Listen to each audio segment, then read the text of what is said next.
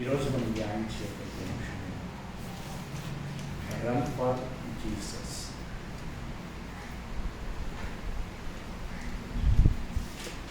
యేసుక్రీస్తు కోసమైన పరుగు. Run for Jesus. ప్రియ దేవుని వల్ల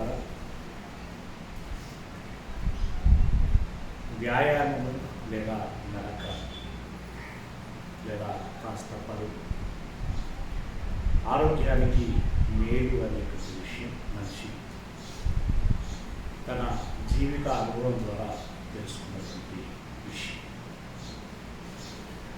అంతవరకు బాగుంది. కానీ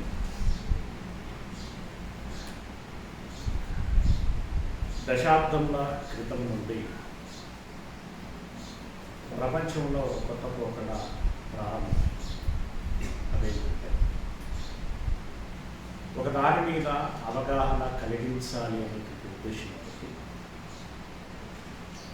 ఒక దాని పట్ల గుర్తింపు తీసుకొచ్చి ప్రజలలో ఒక స్పందనను కలిగజేసేటువంటి ప్రయత్నంలో భాగంగా రన్ ఫర్ హెల్త్ అని, రన్ ఫర్ గ్లోబలైజేషన్ ఎన్విరాన్మెంట్ అని, రన్ ఫర్ క్యాన్సర్ అని, సేవ్ చిల్డ్రన్ అని, రన్ ఫర్ సేవ్ చిల్డ్రన్ అని, ఈ రకంగా రకరకాలైనటువంటి కాన్సెప్ట్ ముందుకు వచ్చి ఇవి సమంజసకరమైనటువంటి విషయాలుగా మనం గమనించవచ్చు. కాకపోతే కేవలం సేవ్ చిల్డ్రన్ అని, సేవ్ ఎన్విరాన్మెంట్ అని, సేవ్ గ్లోబల్ అని ఒక టైటిల్ పెట్టి ఒక బ్యానర్ పెట్టి పరిగెత్తినంత మాత్రాన సాధ్యపడదు. ఉదాహరణకి ప్లాస్టిక్ని నిరోధించాలి, ఎన్నో ప్రసంగాలు, ఎన్నో ఉద్యమాలు, ఎన్నో ప్రకటనలు వెలువడ్డాయి. కానీ ఇప్పటికీ దాన్ని నివారించడం మనిషి మనది కాదు. అంటే చెప్పేవారిలో కొంత, ముఖ్యంగా వింటున్నటువంటి వారిలో చిత్తశుద్ధి లేకపోవటం మూలంగా ఇది సాధ్యపడుతుంది. లేకపోతే శారీరకపరమైనటువంటి అంటే భౌతిక సంబంధమైనటువంటి కార్యక్రమాల కోసం, భౌతిక సంబంధమైనటువంటి కార్యక్రమాలు అంటే ఈ రకమైనటువంటి పరుగులు, ఈ రకమైనటువంటి ప్రకటనలు కొంత మేరకి, అంతా అని చెప్పడానికి లేదు, కొంత మేరకి ప్రజలలో ఒక అవగాహన, అవేర్నెస్ తీసుకురావడానికి అవకాశము ఉంటుంది. అయితే ఇదే పంథాలో కొంచెం ట్రెండీగా అనిపించిందేమో, అలాగే ఒక గుర్తింపు ప్రజలకు తీసుకురావటము అనేటువంటిది అలా ఉంచితే మాకు వస్తుంది అనేటువంటి దృక్పథము, ఒక పబ్లిసిటీ అనేటువంటిది పెరుగుతుంది అనేటువంటి ఉద్దేశము, లేదా నిజంగానే ఈ రకంగా అవగాహన తీసుకురావాలి అనేటువంటి ఒక మంచి మనసుతో ఈ రన్ ఫర్ జీసస్ అనేటువంటి ఒక కార్యక్రమము తెర మీదకి వచ్చింది. కానీ నేను చాలా మట్టుకి గమనించాను, ఈ రన్ ఫర్ జీసస్ అనేటువంటి కార్యక్రమము ఉదాహరణకి ఆ మధ్యలో మన దగ్గర మెట్రో ప్రారంభించినప్పుడు, ట్రైన్ ఓపెనింగ్ చేసినప్పుడు పిఎం గారు వచ్చారు, జెండా ఊపి దాన్ని ప్రారంభించడం జరిగింది.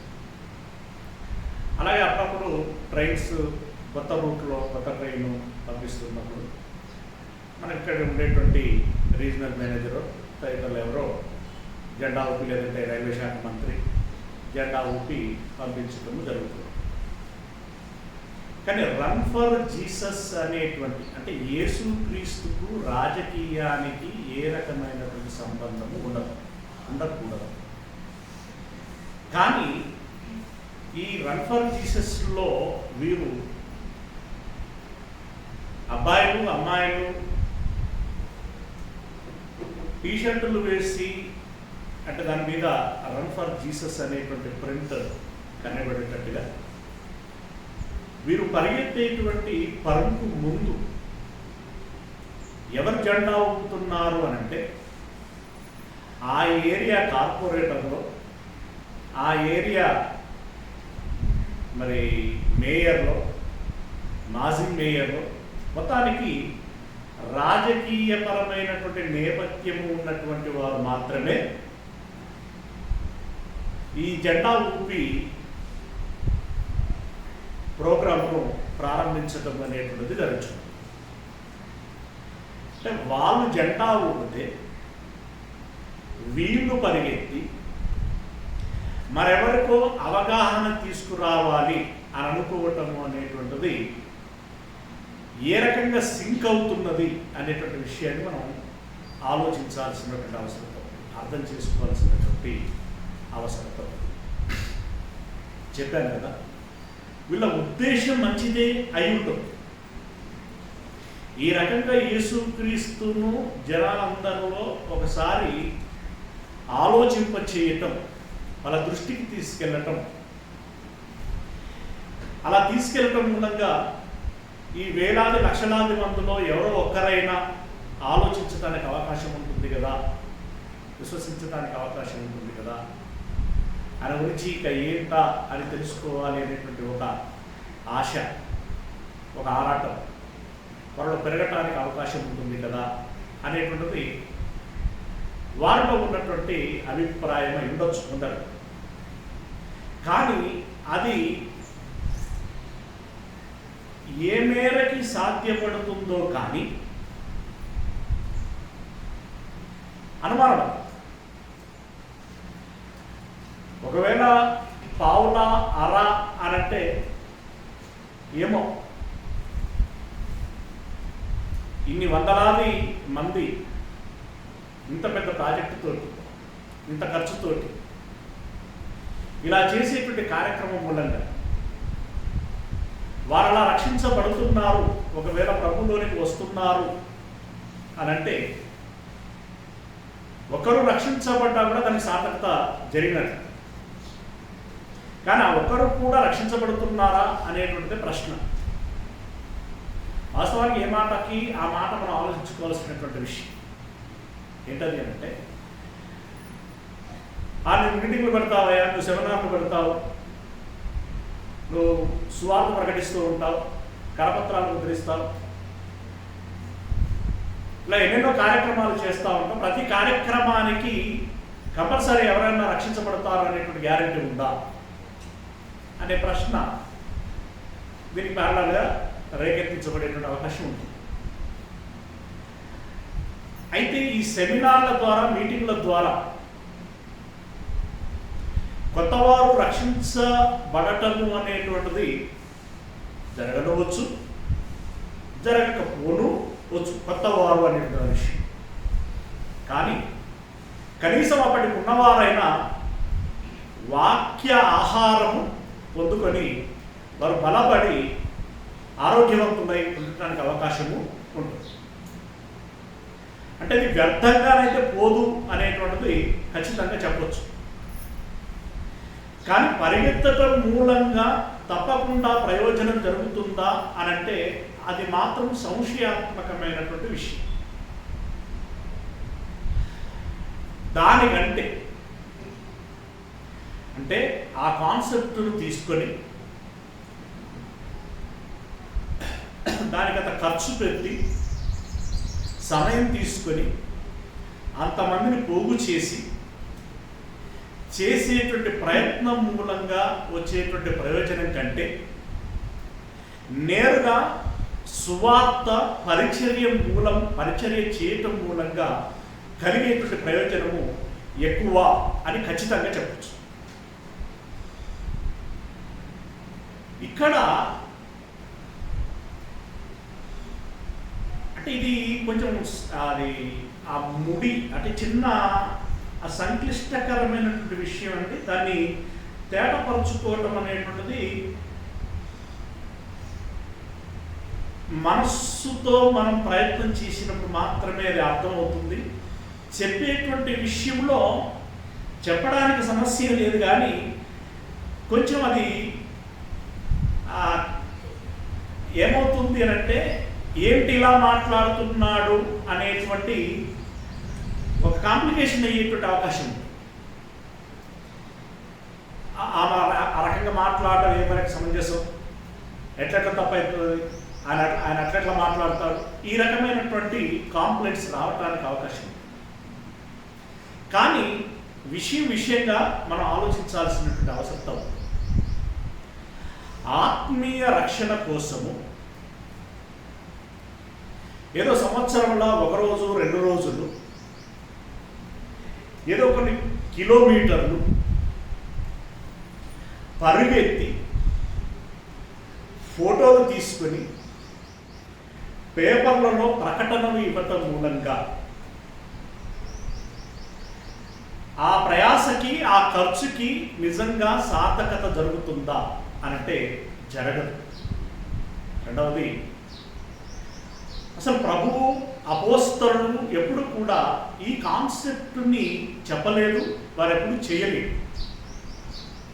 సరే, కొంచెం ట్రెండ్ను బట్టి మనుషుల యొక్క మానసిక స్థితిని బట్టి వాళ్ళ దృష్టికి తీసుకెళ్ళాలి అనేటువంటి ప్రయత్నాన్ని నేను తప్పుపట్టట్లేదు, కానీ అదంతా సమంజసకరము సార్థకత జరిగేటువంటి క్రియ కాదు అని నేను భావించగలుగుతున్నాను. యేసు ప్రభుల వారు నిన్నటి వరకు పాఠాలు చెప్పుకున్నాము, సిలువలో మరణించారు. అది సిలువలో మరణించారు అనేటువంటి మాట చాలా పెద్ద విషయం, చాలా పెద్ద విషయం. అక్కడ కొంచెం మీరు చాలాసేపు అన్నట్టు వచ్చి కొంచెం రిలాక్స్ అవ్వండి. మీరు అట్లా తిరిగి వచ్చి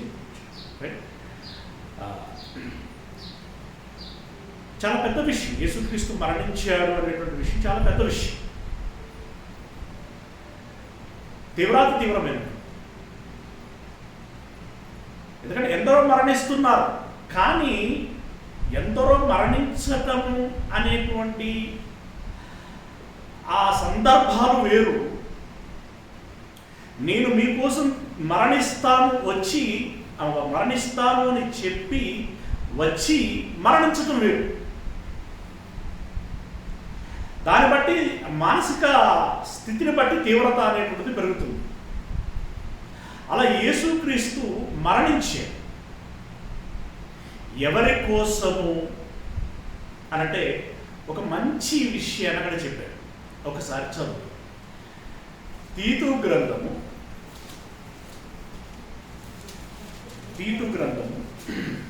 2వ అధ్యాయం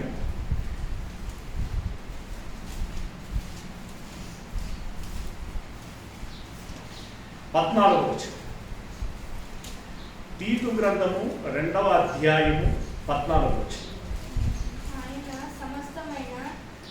ఆయన సమస్తమైన దుర్నీతి నుండి మనలను విమోచించి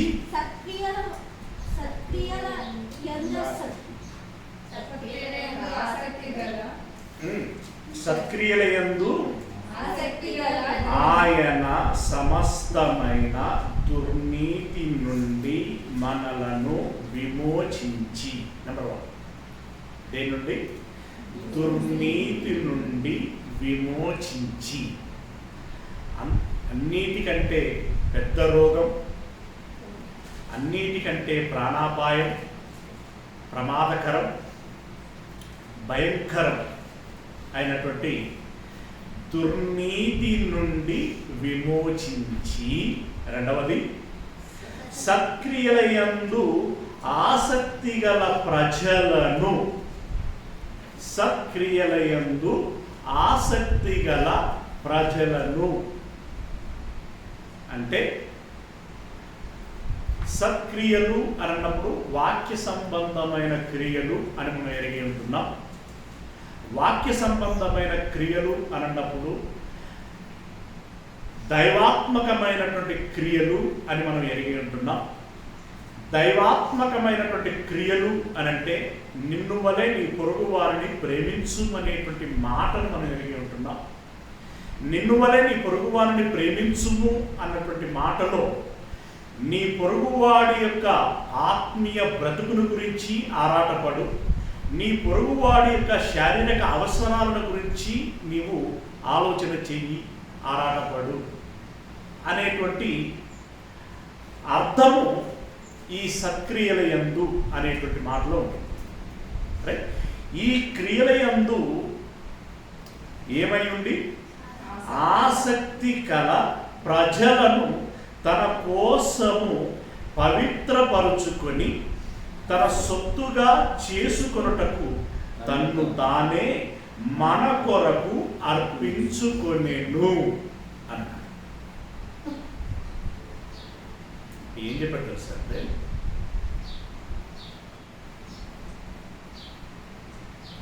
అవసరమైతే నేను మీకోసం ప్రాణం పెడతాను అన్నప్పుడు ఎవరి కోసం పెట్టాలంటే ఆత్మ సంబంధమైన విషయాన్ని అలా ఉంచున్నాం, కాసేపు శారీరకంగానే ఆలోచించుకున్నాం. ఇప్పుడు లంగా దొంగ తిరుగుబోతూ, తిట్టుబోతూ, తాగుబోతూ ఏవేవో మాటలు మాట్లాడతారు. వాటికి అర్థాలు నాకు తెలియదు. లఫూట్ అని వాడని వాడని వీడని మాట్లాడుతూ ఉంటారు. లఫూట్ అంటే ఏంటంటే నేను తెలుసా, నాకే తెలియదు అన్నా. అది ఏ భాష అసలు? తెలుగుగా? తెలుగులో లఫూట్ ఉందా? ఏదో నాకైతే డౌటే. అది వేరే ఏదో భాష ఉంటుంది. సరే, ఏమేమి మాట్లాడు. ఈ క్యారెక్టర్ అంటే వాడు ఒక ఉన్మాది, ఉగ్రవాది, మాదక ద్రవ్యాలకు అలవాటు పడినటువంటి వాడు, రౌడీ, గూండా, ప్రాణాలను తీస్తుంటాడు, మానాలను దోస్తూ ఉంటాడు. ఇక వాడికి లేనటువంటి అవలక్షణాలు అంటూ లేవు. వాడంటే సమాజం భయపడుతుంది, ప్రభుత్వానికి భారంగా మారిపోయింది. వాడిని తలుచుకుంటేనే జలధరించిపోయేటువంటి పరిస్థితి ఉంది. అలాంటి వాడు అరెస్ట్ కాకుండా, అలాంటి వాడు ఎన్కౌంటర్ అవ్వకుండా, అలాంటి వాడికి మరణశిక్ష పడకుండా వాడి కోసం నా ప్రాణాన్ని అడ్డు పెడతాను అని ఎవడైనా ముందుకొచ్చాడు అనుకోండి, ఉదాహరణ చెప్తున్నా, ఎవడైనా వాడి ఎవరు వారికి ఉంటారు. ఇప్పుడు అలాంటి వారు జైలుకి వెళ్తే పెయిన్ తీసుకొచ్చేటోళ్ళు లేరు అంటే ఏంటిదని అర్థం? అలాంటి వారి కోసము నా ప్రాణం అడ్డం పెడతాను అని ఎవరైనా వెళ్ళారనుకోండి, ఎలా అనిపిస్తుంది? దీనికి శారీరకంగా మాత్రమే ఆలోచించండి అన్నాడు, ఆడికి పరిమితంగా. అసలు వీడు బుర్ర తక్కువడు అనేది బుర్రగా మనకు అర్థం. వాణ్ణి కాపాడి నీవు ఏం ఉద్ధరించాలనుకుంటున్నావు? వాణ్ణి కాపాడి నువ్వు ఏం మంచి చేయాలనుకుంటున్నావు? వాణ్ణి కాపాడటం మూలంగా సమాజానికి ఏమైనా కించిత్తైన లాభము ఉందా? లాభం లేకపోగా నష్టం ఉంది, ప్రమాదం ఉంది. అలాంటి వాడి కోసం నువ్వు నీ ప్రాణాలను పెట్టడం ఏంట్రా? అది అక్కడి వరకు ఖర్చు అంటే అర్థం లేని మనిషి. యేసుక్రీస్తు మరణించాడు, సమాధి చేయబడ్డాడు, తిరిగి లేచాడు, పరలోకంలో ఆరంభమయ్యాడు, చనిపోయాడు. కానీ ఇది వినేవాడు లేడు ప్రపంచంలో. ఈ తరంలో లేరు, రాబోయే తరాలలో కూడా లేరు, అసలు గతం కూడా లేరండి. ఆయన చనిపోయిన నాటి నుండి కూడా ఈనాటి వరకు భవిష్యత్ అంతటి ఈ యుగం అంటే ఇట్ మీన్స్ ఈ ప్రపంచం గతించేంత వరకు ఒక్కడు కూడా మారటానికి అవకాశమే ఏమాత్రము లేదు అని అన్నప్పుడు, కాసేపు అలా అనుకోండి, లేదు అని అన్నప్పుడు యేసయ్య మరణించటం మూలంగా ఏమైనా ప్రయోజనం ఉందా? ఆయన చెప్పాడు కదా, మందుల ముందు ముత్యాలు చల్లటం, ఇంకేదో అన్నాడు కదా,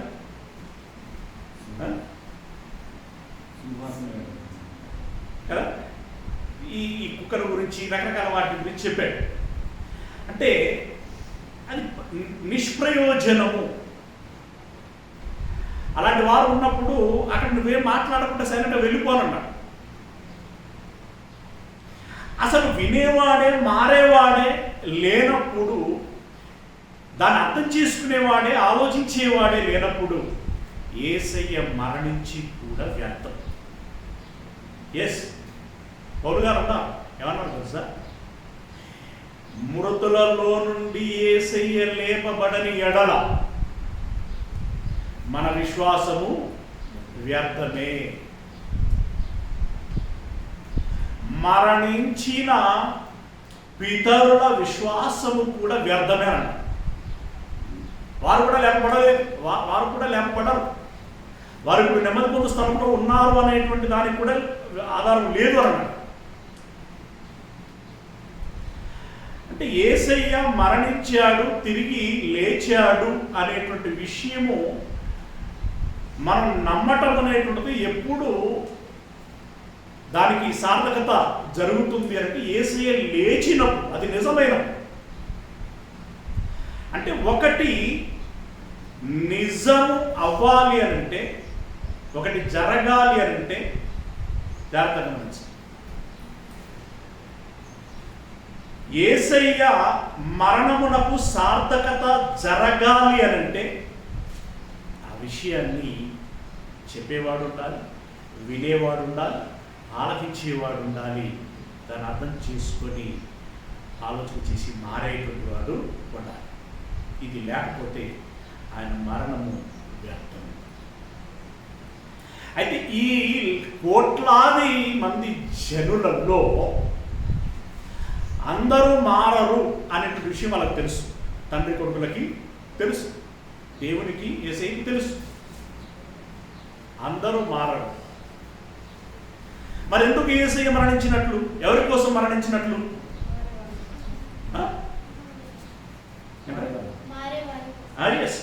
ఆ కొందరి కోసం, ఆయన మరణించారు. ఆ కొందరు ఎలాంటి వారు అంటే ఇక్కడ చెప్పాడు. ఏం చెప్పాడు? దుర్నీతి నుండి విమోచింపబడి, దుర్నీతి నుండి వద్దు మనం అని అనుకోవాలి. రెండవది, సత్క్రియలు చేయాలి అనేటువంటి ఒక ఆసక్తి, అభిలాష, ఆరాటము కలిగి ఉండాలి. వీళ్ళ కోసం ఈ రెండు రకాలైనటువంటి మనస్తత్వము కలిగినటువంటి మనుషులు ఎవరైతే ఉన్నారో వారి కోసం నేను మరణించాను అంటున్నాడు.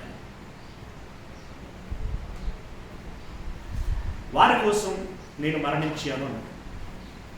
మీలో ఎవరైనా యేసయ్య నా కోసం మరణించాడు అని అనుకుంటున్నారా? ఎప్పుడు అనుకోగలరు మీరు? ఎప్పుడు అనుకోవటానికి అధికారం ఉంది, మీకు అవకాశం ఉంది. ఎవరు అనాలి ఆ మాట? ఎవరు అన్నారు?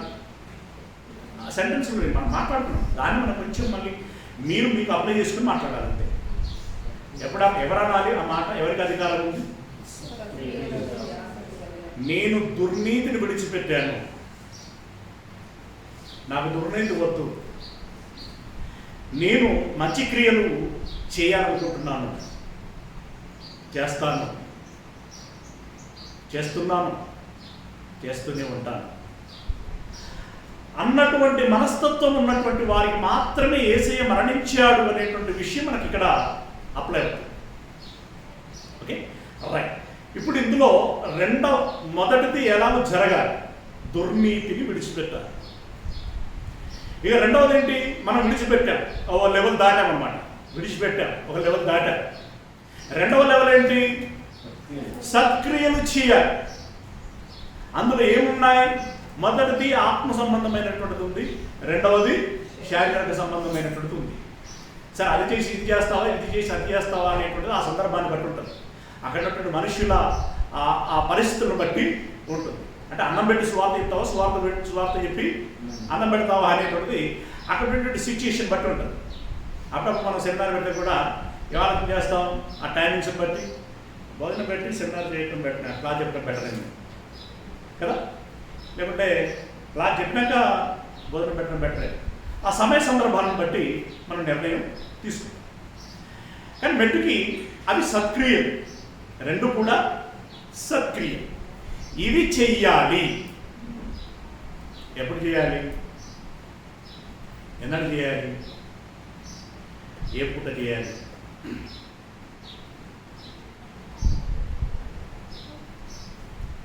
చెప్పాలి.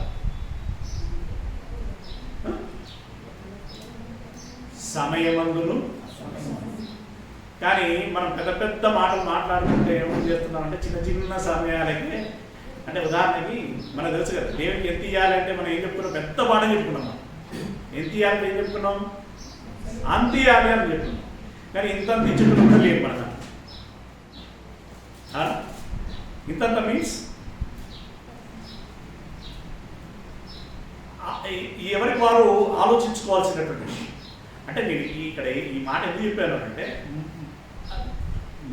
ఏది చెప్పవలసింది చెప్తే మొదటిగే మోసం జరిగిపోయేటువంటి ప్రమాదం. ఇప్పుడు సమయమందును అసమయమందును అనేటువంటి మాట, ఓకే, ఇది ఎవరికి చెబితే బాగుంటుందో వారికి చెప్పడం మూలంగా సాధన. అందుకే అన్ని మాటలు అందరి ముందు చెప్పొద్దు అనేటువంటి నా జీవిత అనుభవంలో కొన్ని నేను తెలుసుకున్నాను. గతంలో కూడా ఒకటి మీకు ప్రస్తావన చేసినట్టు, సరే అలా ఉంచండి. ఇప్పుడు సమయమందును అసమయమందును అనేటువంటి పక్కకు పెడదాం. ఎందుకంటే మనం వాస్తవం చెప్పాలంటే సమయంలో కూడా చేయట్లేదు, సమయంలో కూడా చేయట్లేదు. ఇక అసమయం అనేటువంటి దాని గురించి మనం మాట్లాడే అవకాశం లేదు. రైట్. సమయము అని అంటే వారానికి ఒక రోజా, 2 రోజుల, హాలిడేసా, నెలకు ఒకట, ఒక సంవత్సరానికి 1-2 ఏంటి, ఎట్లా? ఇవి చెయ్యాలి. ఈ ఆలోచన, ఈ ఆసక్తి కలిగి ఉంది. దీనిలో ఆరాటపడి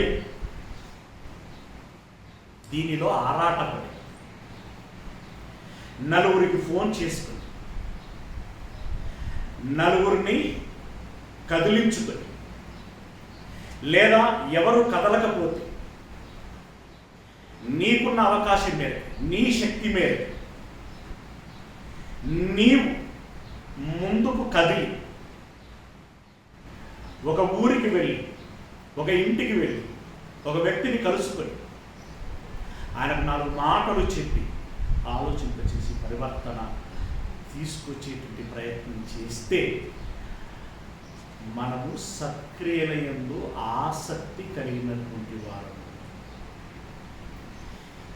దీని విషయంలో ఎప్పుడూ మన ఆలోచన అటువైపు ఉంటుంది, ఎప్పుడు మన ఆలోచన ఆరాటము అటువైపు ఉంటుంది, ఎప్పుడు కూడా దాని గురించినటువంటి ధ్యాసే మనకు ఉంటుంది, ఎప్పుడు దాని గురించే మనము పరిగెడుతూ ఉంటాం. మీన్స్ డ్యూటీ దిగగానే ఈ సాయంకాలం ఎక్కడికి వెళ్ళాలి అనుకుంటాం, అక్కడికి వెళ్తాం. హాలిడే దొరికింది అని అంటే ఈ హాలిడే ఎక్కడ స్పెండ్ చేయాలి అనేటువంటి ముందే ప్లాన్ చేసుకుంటాం. రైట్. మధ్యలో గ్యాప్ దొరికితే బైబిల్ దొరుకుతాం, బైబిల్ చదువుతాం. మధ్యలో ఇంకా ఎక్కువ సమయం దొరికిందంటే ఒక వ్యక్తిని కలుసుకునేటువంటి ప్రయత్నం చేస్తాం. మరి ఇంకా ఎక్కువ సమయం దొరికిందంటే ఒక ఊరికి వెళ్ళడానికి ప్రయత్నం చేస్తాం. మరి ఇంకా ఎక్కువగా సమయం దొరికిందంటే ఒక ప్రోగ్రామ్ చేయడానికి ప్రయత్నం చేస్తూ ఉంటాం. ఇలా ధ్యాసంతా దాని మీద ఉన్నప్పుడు మన ఇంటి వారే అప్పుడప్పుడు అనొచ్చు, నేను ఈ లోకం అంతా అదే అయిపోయింది కదా, 24 గంటలు అదే ధ్యాస కదా అని అనొచ్చు. లేదా మనం డ్యూటీ దగ్గర ఎప్పుడన్నా సెలవు అడుగుతున్నామంటే నాకు అర్థం నువ్వు ఎందుకు అడుగుతున్నావు నాకు తెలుసులే అని అన్నారు అని అంటే మనం ఇప్పుడు దాని యందు ఆరాటపడుతున్నాము, దానికోసం పరిగెడుతున్నాము. పరిగెడుతున్నామంటే భౌతిక సంబంధమైనటువంటి అడుగుల గురించి ఆయన మాట్లాడటం లేదే. భౌతిక సంబంధమైనటువంటి అడుగుల గురించి ఆయన మాట్లాడటం లేదు.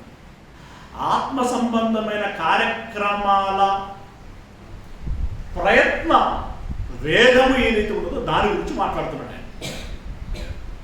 ఆత్మ సంబంధమైన కార్యక్రమాల ప్రయత్న వేగం. మనం పనుల మీద పనులు చేసుకుంటూ వెళ్తామే, మొస తిప్పుకోకుండా, కుక్క తిప్పుకోకుండా, ఆగకుండా అనటామే. అది ఆ క్రియలు చేసేటువంటి వారి కోసం యేసయ్య మరణించాడు.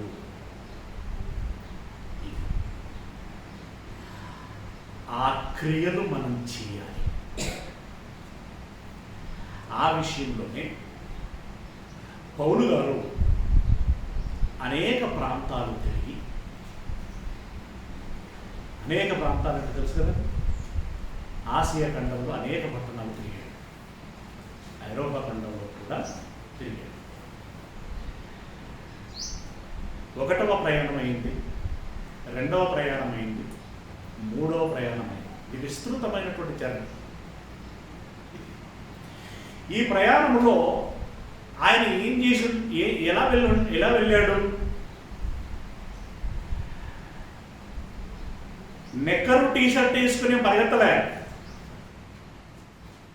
ఆలోచించండి. ఇక పరుగు తీద్దాం పట్టా అని చెప్పేసి ఉదయం లేచింది మొదలుకొని పరిగే పనిగా పెట్టుకోలేదు. ఈ భౌతిక సంబంధమైనటువంటి పరుగులు పనిగా పెట్టుకోలేదు ఆయన. ఈ దేశాలన్నీ తిరిగాడు అని అంటే ఊరికి వెళ్ళాడు, పట్టణానికి వెళ్ళాడు, ప్రజలందరికీ దైవ సందేశాన్ని అందించాడు. అది అక్కడ చెప్పాడు. అలా పౌలు 3 ప్రయాణాలు పూర్తి చేసుకుని, అర్థమవుతుందని ఈ ప్రయాణాలలో పరిగెత్తడం అనేటువంటిది భౌతిక సంబంధంగా ఆలోచించాల్సినటువంటి కాదు. ఆయన నడిచి వెళ్ళొచ్చు. ఎక్కడైనా దొంగలు శత్రువులు వస్తున్నారంటే అప్పుడు పరిగెత్తవచ్చు, లేదా పడవలో వెళ్ళొచ్చు, లేదా ఒంటెల మీద వెళ్ళొచ్చు, లేదా బండ్ల మీద వెళ్ళొచ్చు, ఇంకెక్కడైనా ఎలాగైనా వెళ్ళిండొచ్చు. అది వేరు, వాటిని గురించి మాట్లాడటం లేదా. అలా 3 ప్రయాణాలు చేసి చివరికి యెరూషలేమునకు 3వ ప్రయాణంలో యెరూషలేమునకు చేరబోతున్నటువంటి తరుణంలో మార్గ మధ్యములో ఎఫెసు వారిని పిలిపించుకొని వారితో మాట్లాడుతూ ఈ మాట చెప్పాడు. అపోస్తలుల కార్యములు 20వ అధ్యాయము, అపోస్తలుల కార్యములు 20వ అధ్యాయము 24వ వచనం, 20వ అధ్యాయం 24వ వచనం. అయితే దేవుని కృపా సువార్తను గూర్చి సాక్ష్యమిచ్చుటయందు నా పరుగును నేను ప్రభువైన యేసు వలన పొందిన పరిచర్యను, ఏం పరగటది? సాక్ష్యమిచ్చుటయందు నా పరుగు. ఏమండి, ఈ రన్ ఫర్ జీసస్ అనేటువంటి దాంట్లో కింద రెఫరెన్స్ కూడా ఉంటుంది, బ్యానర్ రెఫరెన్స్లో ఇలాంటివి వేస్తా. ఆ పరుగుకి ఈ పరుగుకి ఏమైనా సింక్ అవుతుందా? అసలు సంబంధం లేనటువంటిది. ఆ పరుగు వేరు, ఇక్కడ రాయబడినటువంటి పరుగు వేరు. దేవుని కృపా సువార్తను గూర్చి సాక్ష్యమిచ్చుటయందు నా పరుగును నేను ప్రభువైనటువంటి యేసు వలన పొందిన పరిచర్యను తుదముట్టింపవలనని నా ప్రాణమును నాకెంత మాత్రము ప్రియమైనదిగా ఎంచుకొనుటలేదు. ఆ సువార్తను ప్రకటించడానికి, అంటే యేసుక్రీస్తుని గురించి సువార్త ప్రకటించి ఆయన గురించి సాక్ష్యం ఇవ్వటం కోసము నేను పరిగెడుతున్నాను. ఆ పరిచర్యను జరిగించటం కోసము నేను ఆరాటపడుతున్నాను. దీనిలో భాగంగా నా ప్రాణమును ఇచ్చుటకైనను, నా ప్రాణమును పెట్టుటకైనను, అంటే నేను నా ప్రాణం పెట్టుటకైనను అనేటువంటి పదంలో అక్కడ వాడినటువంటి పద ప్రయోగం ఏంటంటే, నా ప్రాణమును నాకెంత మాత్రము ప్రియమైనదిగా ఎంచుకునటలేదు. అంటే నా ప్రాణమును నేను తృణప్రాయంగా భావిస్తున్నాను, నా ప్రాణమును పెట్టుటకి నేను ఇష్టపడుచున్నాను అన్నాను.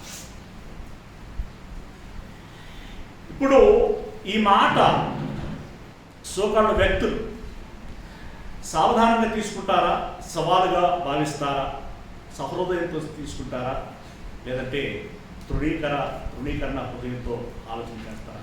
అది వారికి వదిలిపెడుతున్నారు, వారి ఇంగితములకు వదిలిపెడుతున్నారు. ఇలా రన్ ఫర్ జీసస్ అనేటువంటి కార్యక్రమ నిర్వాహకులైనా సరే, ఆ కార్యములో పరిగెత్తుటకై వచ్చినటువంటి వారైనా సరే, ఈ మాట చెప్పడానికి ఎంతమందికి ధైర్యం ఉంది?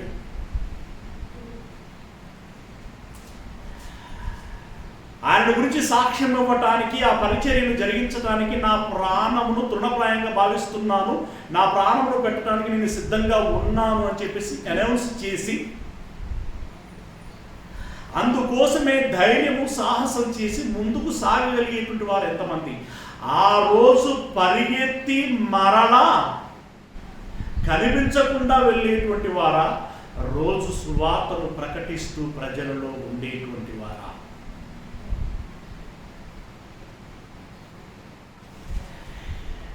నిజంగా అక్కడ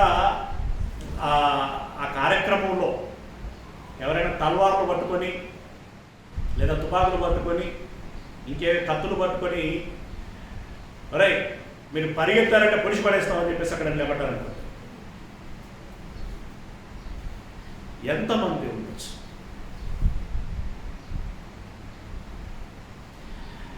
కానీ ఉంటే ఒకరిద్దరు ఉంటుండొచ్చు, ఏమో చెప్పలేదు. ఉంటారండి ప్రతి సమాజంలో కొంచెం అటు ఇటు రెండు రకాల మనస్తత్వం కలిగినటువంటి వారు ఉంటారు. కానీ మనం ఇప్పుడు మెజారిటీని గురించి ఆలోచించేటువంటి విషయం. అలా పరిగెత్తేటువంటి వారు ప్రాణాన్ని తృణప్రాయంగా భావిస్తున్నటువంటి వారు కాదు అని అర్థం. కాకపోతే కొన్ని విషయాలను లాజికల్గా ఆలోచించాల్సి ఉంటుంది. ఎందుకంటే యేసు ప్రభువుల వారు కూడా పరిగెత్తిన సందర్భంలో ఉంది. దేవాలయం నుండి తప్పించుకొనెను కదా, పౌలు ఎక్కడ మెడ మీద నుండి దీపబడేను కంపలో, ఇలాంటివి కొన్ని ఉంటాయి. మరి వాళ్ళు వెళ్ళారు కదా, వాళ్ళు పరిగెత్తారు కదా, అంటే దాని అర్థం అక్కడ వాళ్ళు ప్రాణాన్ని కాపాడుకునేటువంటి ప్రయత్నం చేశారు కదా. యేసయ్య ప్రాణాన్ని కాపాడుకునేటువంటి ప్రయత్నం చేశాడు. ఎందుకంటే ప్రాణాన్ని ఎలా ఇవ్వాలో అలా ఇవ్వటం కోసం. అర్థమవుతుంది కదా. పౌలు గారు కూడా ప్రాణాన్ని కాపాడుకునేటువంటి ప్రయత్నం చేశారు. ఎందుకు అంటే ఆ ప్రాణాన్ని ఎలా ఖర్చు పెట్టాలో అలా ఖర్చు పెట్టడం కోసం. రైట్. అలా దైవజనులు అందరూ కూడా చేసినటువంటి వారు. నేను అనేది ఏంటంటే, మన పరుగు అనేటువంటిది ప్రయోజనకరంగా ఉండాలి. మన పరుగు మూలముగా నలుగురికి మేలు కలగాలి. ఇప్పుడు పౌలు గారు పరిగెత్తినటువంటి పరుగు మూలముగా ఎన్ని ఆత్మలు మారాయి, ఎన్ని సంఘాలు కట్టబడ్డాయి, ఎంత సువార్త జరిగింది, ఎంత ప్రపంచం సృష్టించబడింది. మన మూలముగా అంత కాకపోయినా మనకున్న శక్తి మేరకి, మనకున్న అవకాశం మేరకి మనము కూడా ఎంతో కొంత ప్రభావమును చూపించగలగాలి. కానీ విషయం ఏంటంటే, పౌలు గారు ఈ పరుగుల గురించి, ఏం పరుగింది? ఆత్మీయ పరుగు.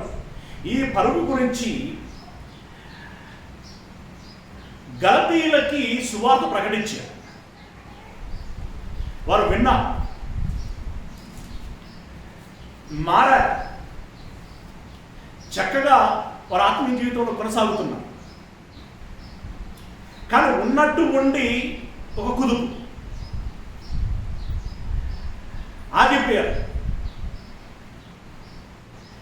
ఏంటి ఆ కుదుపు అని అంటే, పౌలు చెప్పినటువంటి మాటలు చాలా చక్కగా ఉన్నాయి, ఆలోచనాత్మకంగా ఉన్నాయి, అర్థవంతంగా ఉన్నాయి.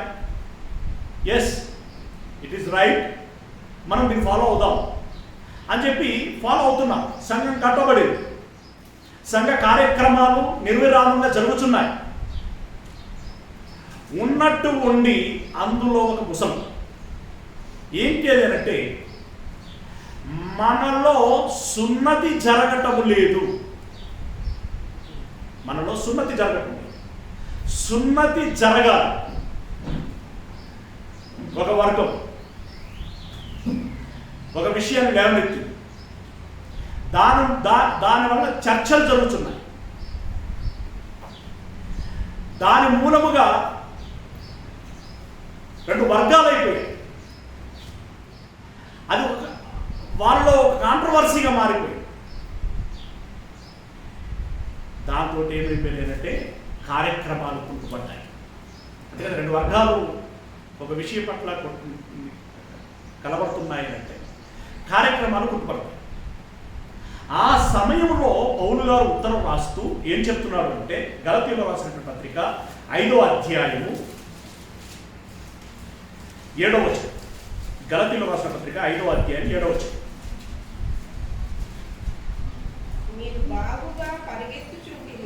మీరు ఇప్పటి వరకు బాగుగా పరిగెత్తుచుంటిరి, సత్యమునకు విధేయులు కాకుండా మిమ్మును ఎవడు అడ్డగించెను? ఈ ప్రేరేపణ మిమ్మును జాగ్రత్తగా గమనించండి. 5వ అధ్యాయం 7వ వచనంలో మీరు బాగుగా పరిగెత్తుచుంటిరి. ఇదేనా 7వ వచనం? అదే ఉందా? మీరు బాగుగా పరిగెత్తుచుంటిరి. ఏం పరుగు గురించి మాట్లాడుంటాడు ఆయన? ఆత్మ సంబంధమైన సంఘ పరిచర్యకి సంబంధమైనటువంటి కార్యక్రమాల గురించే కదా. మీరు బాగా పనిచేస్తున్నారు, మీరు బాగా పరిగెత్తుచుంటిరి మీన్స్ మీరు బాగా పనిచేస్తున్నారు, అది తన అర్థం. కాన్సెప్ట్ పెట్టడం. అయితే సత్యమునకు విధేయులు కాకుండా మిమ్మల్ని ఎవడు అడ్డగించెను అంటే తన అర్థం ఏంటంటే మీ పరుగు ఆగిపోయింది అని. ఇప్పటి వరకు మీరు సత్యములో పరిగెత్తారు, ఇప్పుడు ఉన్నట్టుండి ఆగిపోయారు. ఇలా మీకు అడ్డుపడ్డవాడు ఎవడు అని అంటున్నాడు. ఏ విషయం మిమ్మల్ని అడ్డుకున్నది? సున్నతేనా అని చెప్పి ఆ సున్నతి గురించి మాట్లాడాడు. అంటే ఇక్కడ ఆత్మ సంబంధమైనటువంటి దాని విషయంలో వారు బాగా పరిగెత్తారు అప్పటి వరకు. ఆ విషయాన్ని బట్టి పరిగెత్తినటువంటి మీరు ఎందుకు ఆగిపోయారు అని అంటే ఫలానా విషయాన్ని బట్టా అని చెప్పేసి ప్రశ్నించి ఆ పరుగుల గురించి మరొకసారి వారిని పునరాలోచన చేసేటువంటి ప్రయత్నం చేస్తున్నారు. దీన్ని బట్టి మనకు అర్థమవుతున్నటువంటి విషయం ఏంటంటే మనం పరిగెత్తాలి, పరిచర్యలో పరిగెత్తాలి, సువార్త ప్రకటించడంలో పరిగెత్తాలి. దయచేసి ఆలోచించండి.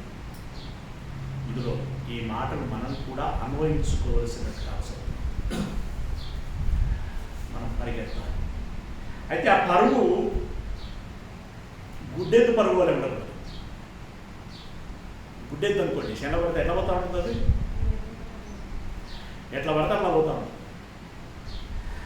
అది మేయది ఇంకోదాన్ని మేయనియదు, ఎందుకంటే అంత పూట పోతుంది. అట్లా చక్కగా గురిని చూడగలగాలి, గురి యొద్దకు పరిగెత్తగలగాలి. ఆ మాటని ఆయన రాసినటువంటి విధానంలో ఆలోచిద్దాం. ఎక్కడ?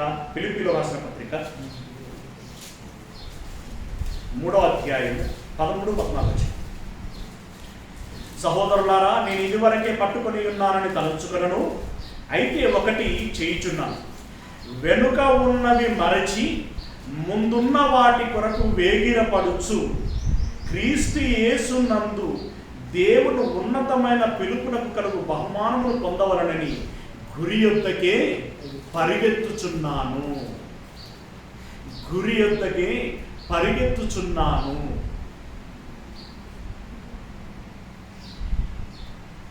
ఇప్పుడు ఇది కొంచెం అంటే అదే అంటున్నాను నేను, మాట్లాడితే కాంట్రవర్సీ అవుతుంది కాబట్టి కంట్రోల్ చేసుకొని మాట్లాడటం అనేటువంటి జరుగుతున్నది.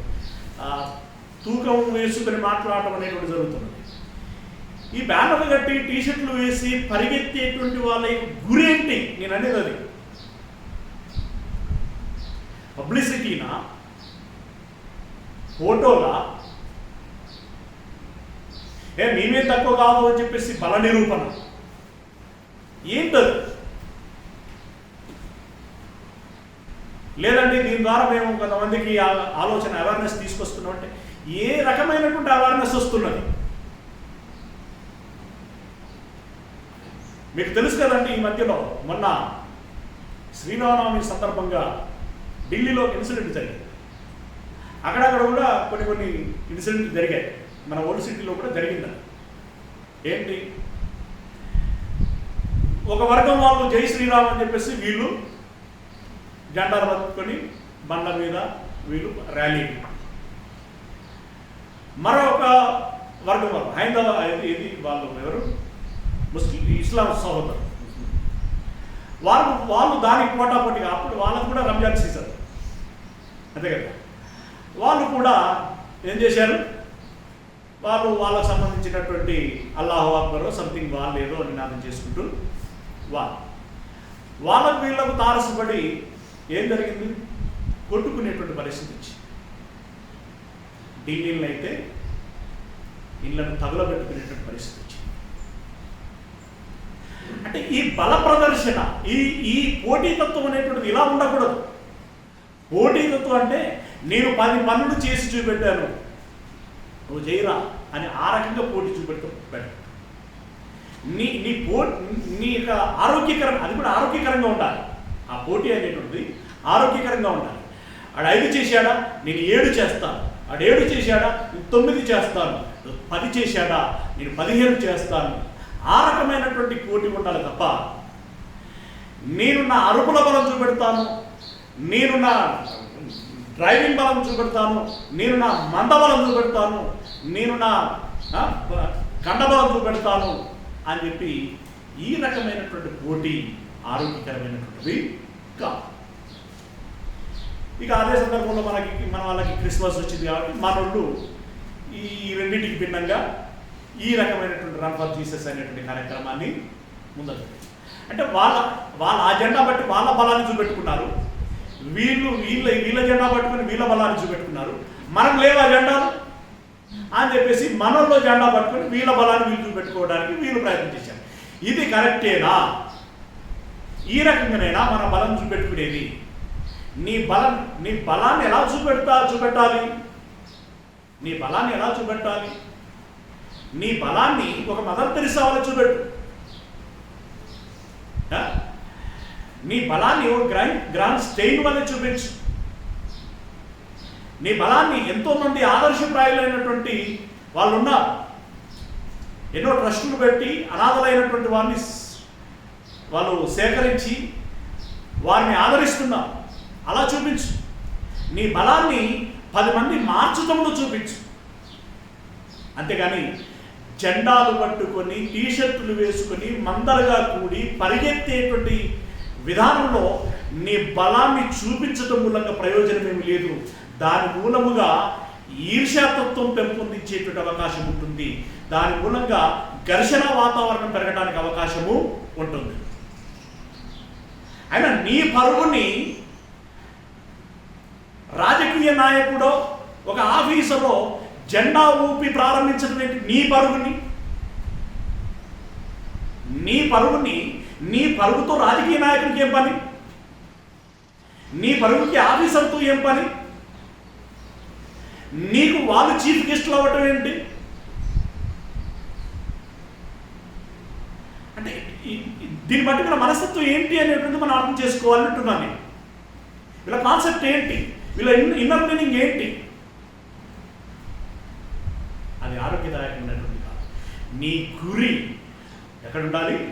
పరలోకము చేరుటే. ఫస్ట్ నీ గురి ఏంటంటే నువ్వు మారావా? Number 1 first. రెండవది 10 మందిని మార్చేటువంటి పని. మూడవది పరలోకం చేరేటువంటి పని. ఇవి నీ గురువు. ఒక మైలు దాటి ఇంకొక మైలు రాదు. అలా చేరుకునేటువంటి ప్రయత్నం చేయాలి. అందులో భాగంగానే పౌలు అన్నారు, నేను పరిగెత్తాను, నా పరుగు కడముట్టించాను, తుదముట్టించాను లేదా కడముట్టించాను. అంటే ఏం చేశాడు? మొట్టమొదటి ఆయన మారాడు, రెండవది 10 మందిని మార్చాడు, మూడవది పరదేశం వెళ్ళడానికి టికెట్ సంపాదించాడు. అయిపోయింది. అది కడముట్టించదు. మన పరుగు ఈ కాన్సెప్ట్లో ఉందా? మన మన మన మన పరుగులైన ఇప్పుడు ట్యాంక్ బండ్ వెళ్తారండి, అక్కడ అటువైపు ఎండింగ్ పాయింట్ ఏంటంటే అది దాన్ని ఏమంటారు కదా, ఇందిరా పార్క్ దాని కింద ట్యాంక్ బండ్ రోడ్డు,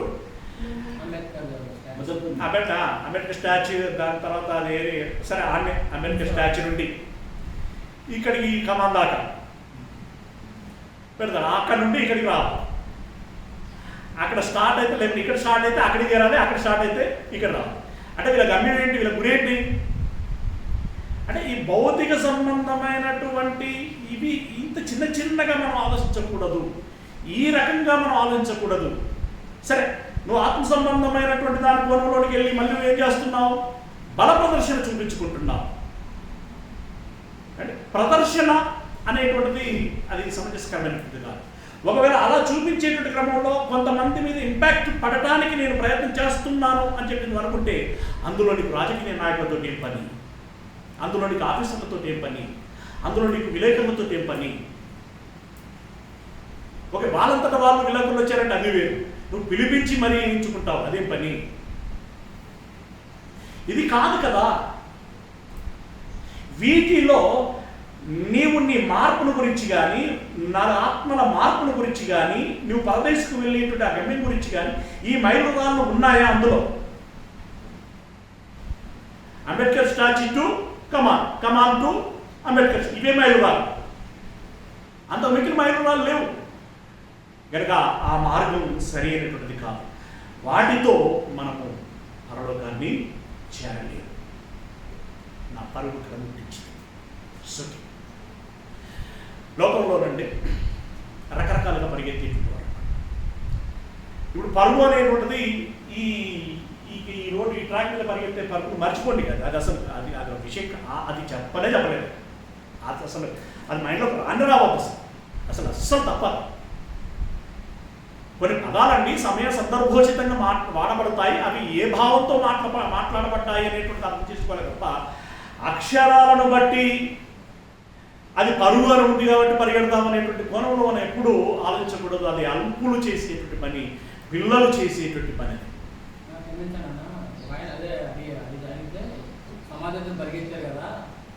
మనం లాస్ట్లో మాట్లాడదాం, లైవ్ ఉంది కదా, లాస్ట్లో. ఓకే, పిల్లరా అది కాదు ఇక్కడ. రైట్, ఇప్పుడు పరిగెడుతూ ఉంటాను, నేను ఐఏఎస్ అవ్వాలి ఏదేమైనా అది పరిగెలా ఉంటుంది. ఒక రోజుకి 18 గంటలు చదవాలి అని చెప్పేసి ఒక కాన్సెప్ట్ పెట్టుకుంటాడు. ఆడికి ఇక స్నేహితులు లేరు, పండగలు లేవు, పర్వదినాలు లేవు, ఏంటి ఇంకా ఫంక్షన్లు లేవు, ఊర్లు లేవు, చుట్టాలు లేరు, స్నేహితులు లేరు, ఏమి లేదు. ఇంత తిన్నామా, అసలు ఏం తిన్నామా అనేటువంటిది కూడా వాళ్ళ అమ్మకి డాడీ ముందే చెప్పి పెట్టుకుంటాడు. అమ్మ నాకు మెనూ ఇలా ఇవ్వండి అంతే అంటాడు. ఇక దాని గురించి పట్టించుకోడు, వాళ్ళు ఏది పెడతా తింటాడు. ఇక రైట్, లేచారంటే పుస్తకాలు, ఈ పుస్తకం ఆ పుస్తకం ఆ పుస్తకం, కరెంట్ అఫైర్స్ ఏంటి, హిస్టరీ ఏంటి, ఇదేంటి, అదే జాగ్రఫీ ఏంటి, ఇవన్నీ ఆలోచిస్తుంటారు అంతే. అండ్ టార్గెట్ ఏంటి, గురి ఏంటి, ఐఏఎస్. ఐఏఎస్ అయ్యేంత వరకు వారి పరుగును ఆపడు. వాడు కూర్చొని చదువుతాడు, పరిగెక్కడా అక్కడ చదివేది కూర్చొని చదువుతాడు, కానీ దాని పరుగుని మాట్లాడుతున్నాం. వ్యాపారాలు చేసేవాడు, ఇక్కడ నుండి అక్కడికి, అక్కడ నుండి ఇక్కడికి, బైక్లో వెళ్తాడు, కార్లలో వెళ్తాడు, రైళ్లలో వెళ్తాడు, విమానాలలో వెళ్తాడు, ఈ పట్టణం వెళ్తాడు, ఆ పట్టణం వెళ్తాడు, ఈ దేశం వెళ్తాడు, ఆ దేశం వెళ్తాడు. పరుగు ఆయన ఎప్పుడు ఖాళీ ఉంటాడు అని అంటాం. ఏం పరుగు అది? వ్యాపారంలో సక్సెస్, వ్యవసాయంలో సక్సెస్, రకరకాల వృత్తి నిపుణులు ఉంటారు, వాళ్ళ సక్సెస్. క్రికెట్లో ట్రోఫీలు ఉంటాయి, అవునా? ఆటలలో సక్సెస్, పాటలలో సక్సెస్. ఈ అచీవ్మెంట్లలో వాళ్ళకు రకరకాల ట్రోఫీలు ఇస్తూ ఉంటారు, ప్రైజ్ మనీ ఇస్తూ ఉంటారు. దాంతో కొన్ని కొన్ని బిరుదులు కూడా ఇస్తూ ఉంటారు. పద్మశ్రీ అని, భూషణ్ అని, విభూషణ్ అని, రత్న అని, ఇలా రకరకాల అవార్డులు ఇస్తూ ఉంటారు. అవి వచ్చినాయంటే వీళ్ళు ఈ గోల్ సాధించారు అని. అది వాళ్ళ పరుగు. కానీ మన పరుగు ఎలా ఉండాలి? మన పరుగు ఏంటి? మంచిగా ఉదాహరించాడండి, చక్కగా ఉదాహరించాడు. ఆ మాట చూసుకుందాం. కొరంథీయులకు రాసినటువంటి మొదటి పత్రిక 9వ అధ్యాయం 24వ వచనం. కొరంథీయులకు రాసినటువంటి మొదటి పత్రిక 9వ అధ్యాయం 24వ వచనం. పందెపు రంగమందు పరిగెత్తు వారందరూ పరిగెత్తుదురు. పందెపు రంగమందు పరిగెత్తు వారందరూ పరిగెత్తుదురు, కానీ ఒక్కడే బహుమానమును పొందునని మీకు తెలియదా?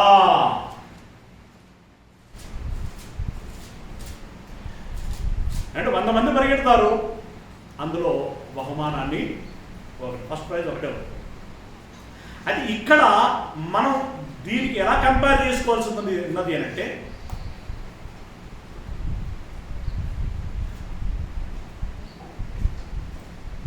హైందవులు పరిగెడుతున్నారు, వాళ్ళ స్టైల్లో వాళ్ళు పరిగెడుతున్నారు. ముస్లింలు పరిగెడుతున్నారు, బౌద్ధులు పరిగెడుతున్నారు, రకరకాల మతస్థులు పరిగెడుతున్నారు. చివరికి నాస్తికులు పరిగెడుతున్నారు, హేతువాదులు పరిగెడుతున్నారు. వీళ్ళందరితో పరిగే కదా. అలాగే ఇందాక చెప్పినట్టుగా టీచర్లు పరిగెడుతున్నారు, లెక్చరర్లు పరిగెడుతున్నారు, ఇండస్ట్రియలిస్టులు పరిగెడుతున్నారు, అంటే ఇండస్ట్రియలిస్టులు వాళ్ళు పరిగెడుతున్నారు, వ్యాపారవేత్తలు పరిగెడుతున్నారు. ఇంక ఇందాక చెప్పుకున్నట్టుగా సివిల్ సర్వీసెస్ సంబంధించినటువంటి వాళ్ళు పరిగెడుతున్నారు, రాజకీయ పార్టీలు పరిగెడుతున్నాయి, ప్రభుత్వాలు పరిగెడుతున్నాయి. వీళ్ళ పరుగులో వీళ్ళకు ఒక ప్రైజ్ ఉంటుంది. ఎస్, వాళ్ళకు ప్రైజ్ ఉంటుంది తప్పకుండా. వాళ్ళకు సక్సెస్ ఉంటుంది, వాళ్ళకు అచీవ్మెంట్ ఉంటుంది, దాన్ని రీచ్ అవుతారు. ఆ పరుగులో పరిగెత్తి రీచ్ అవుతారు. వీళ్ళందరూ ఒక్కొక్కరు ఒక్కొక్క రంగాన్ని ఒక్కొక్క వ్యక్తిగా మీరు భావించండి. ఒక్కొక్క రంగాన్ని ఒక్కొక్క వ్యక్తిగా భావించండి. ఎన్ని రంగాలు ఉన్నాయో తెలుసు మనకి. ఇప్పుడు క్రిస్టియానిటీ అనేటువంటిది ఒక రంగం, అంతేనా? క్రిస్టియానిటీ అనేటువంటిది రంగం. ఇందులో మనం ఉన్నాం. ఇది ఒక పరుగు. వాళ్ళకు గోల్స్ ఉన్నాయి, వాళ్ళు పరిగెడుతున్నారు. మనకు గోల్ ఉంది, మనము పరిగెడుతున్నాం. వాళ్ళకు ప్రైజ్, మనకు ప్రైజ్. ఎవరికి ఏం ప్రైజ్ వస్తుంది అదే చెప్తున్నాడు కదా. పందెపు రంగమందు పరిగెత్తు వారందరూ పరిగెత్తుదురు, కానీ ఒక్కడే బహుమానమును పొందునని మీకు తెలియదా? అటువలే మీరు బహుమానము పొందున్నట్లుగా పరుగెత్తుడి. బహుమానము పొందున్నట్లుగా పరుగెత్తుడి. ఈ ర్యాలీలో పాల్గొన్న వాళ్ళందరికీ చిన్న చిన్న సర్టిఫికెట్ ఇస్తారు. ఏం చేసుకోవాలని ఏమన్నాడు ఇక్కడ? బహుమానము పొందున్నట్లుగా పరిగెత్తండి. నెక్స్ట్ 25వ వచనం. పందెమందు పోరాడు ప్రతివాడు అనేటువంటి దాంట్లో ఇంతకని చెప్పిన వాళ్ళు అందరూ వస్తారు. అన్ని విషయముల యందు మితముగా ఉంటుంది. వారు ఎవరు? సుఖాలు. వారు క్షయమగు కిరీటమును పొందుటకును. ఏ కిరీటం? ఈ పద్మాలు ఎన్ని వచ్చినా, రత్నాలు ఎన్ని వచ్చినా, ఎన్ని ట్రోఫీలు వచ్చినా, ఎంత ప్రైజ్ మనీ వచ్చినా, రైట్, ఏ బుక్కులో నీ పేరు లిఖితమైన, లిమ్కా బుక్కు, ఇంకేంటి ప్రపంచ ప్రఖ్యాతి గిన్నీస్ బుక్కు, ఇలాంటి బుక్కులలో ఏ బుక్కులలో నీ పేరు నమోదైనా అవన్నీ కిరీటాలు. కానీ ఏం కిరీటాలు? క్షయమైపోయేటువంటి కిరీటాలు. ఇవి నేను బ్రతికించేటివి కావు, ఇవి నీకు నిత్య జీవాన్నిచ్చేటివి. ఇక్కడ ఈ లోకములో పేరు ప్రతిష్టలను తీసుకొచ్చేటివి, కానీ నిత్య జీవాన్నిచ్చేటివి కావు.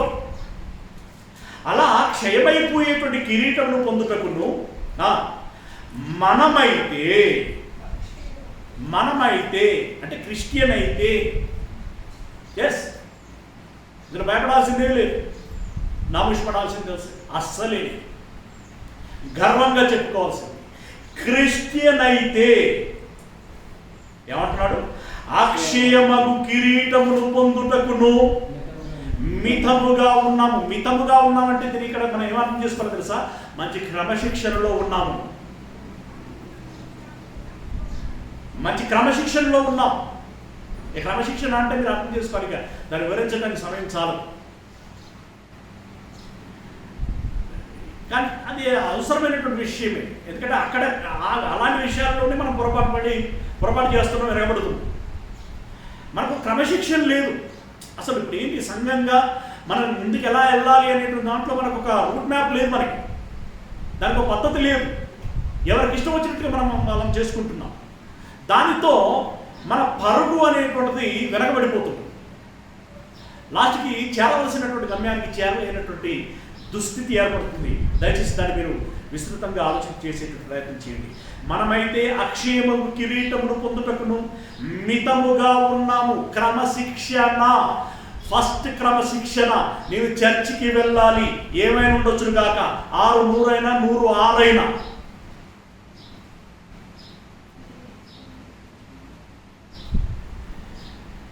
ఏమండి అసలు ప్రాణాలు పోతుంటేనే లెక్క చేయకుండా వారు ముందుకు వెళుతున్నారు అన్నప్పుడు మనం ఏవో పోతున్నాయి, ఏవో ఎరగబడుతున్నాయి, ఏదో జరిగిపోతున్నది, ఈ కారణాలు ఆ కారణాలు చెప్పి మనం చర్చికి రాకుండా పోతున్నాం.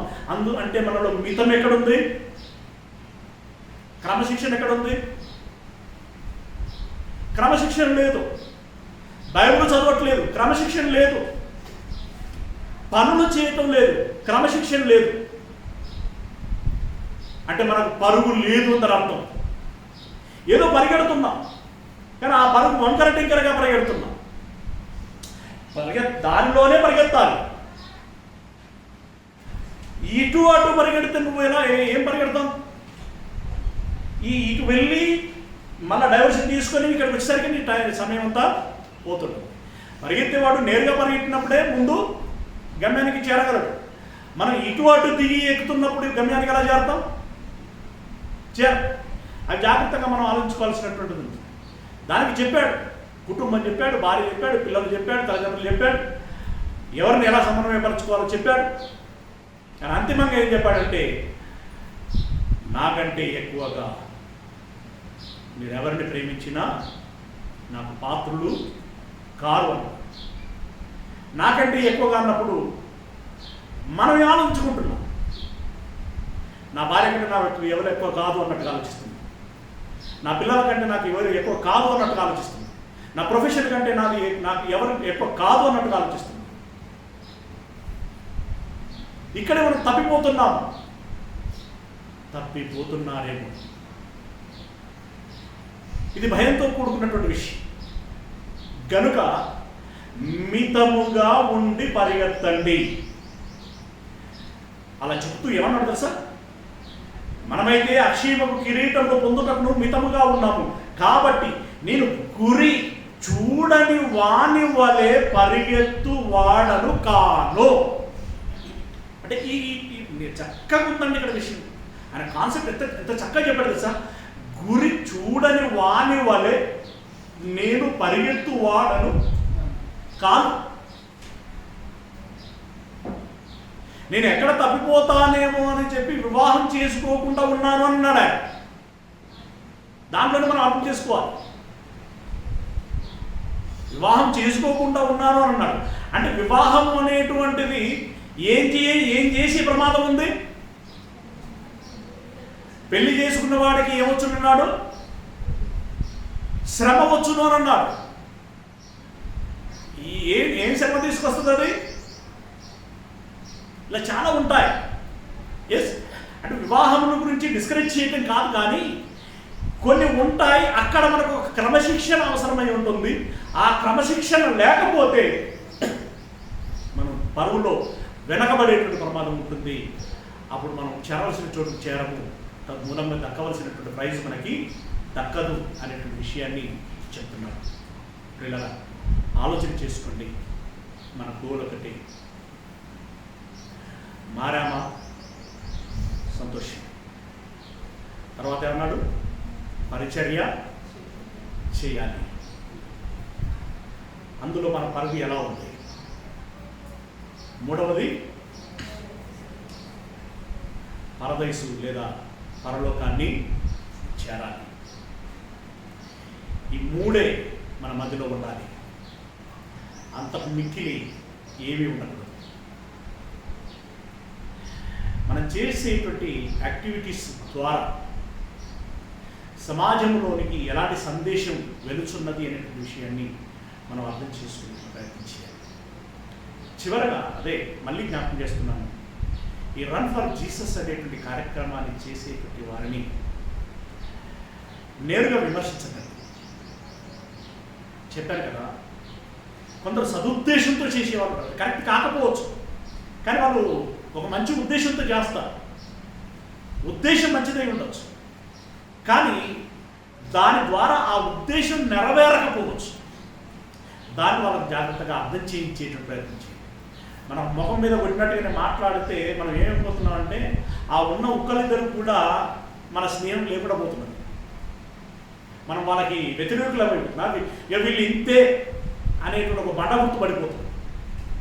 అలా కాకుండా దయచేసి వాళ్ళకి అర్థం చేయించేటువంటి విధానంలో అర్థం చేయించే ప్రయత్నం చేయండి.